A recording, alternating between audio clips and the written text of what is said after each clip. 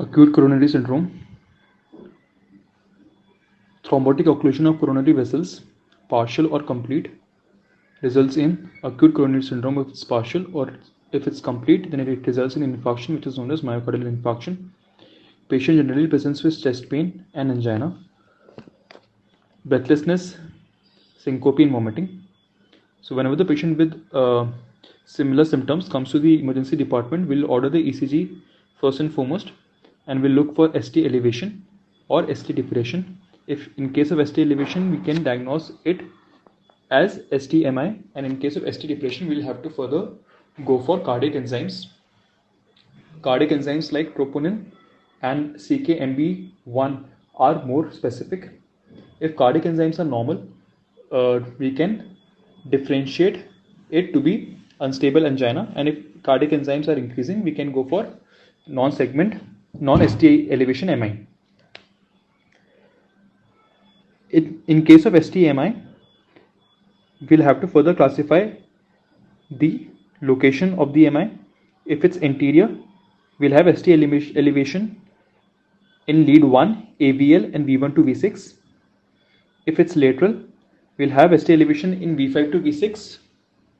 If it's anteroseptal, we'll have ST elevation in V3 to V4. If it's medial, V1 to V2, and if it's inferior, lead 2, 3 and AVF. Now we'll shift the patient to CCU for continuous ECG monitoring and start oxygen at the rate of 2 liters per minute for at least 4 to 6 hours initially. Simultaneously, we'll have to control chest pain by giving sublingual nitroglyceride 0.3 to 0.4 milligram every 5 to 10 minutes, along with metoprolol 5 to 10 mg over 2 minutes. If nitrates cannot control chest pain in next 30 minutes, we'll have to go for morphine hydrochloride 2 to 4 mg IV. Then we'll start the patient on thrombolysis. Golden hour for thrombolysis is 120 minutes from the time of admission, but we can do thrombolysis from 3 to 12 hours of the event. Septokinase TP reteplase are used. Contraindications for thrombolysis: if BP is more than 180 to 110, pregnancy and active bleeding, peptic ulcer. After thrombolysis, we'll go for angiography and look out for various vessels which have been thrombosed, and then accordingly plan the angioplasty if it has to be performed. Pharmacological interventions: we'll prescribe the patient on low molecular weight heparin.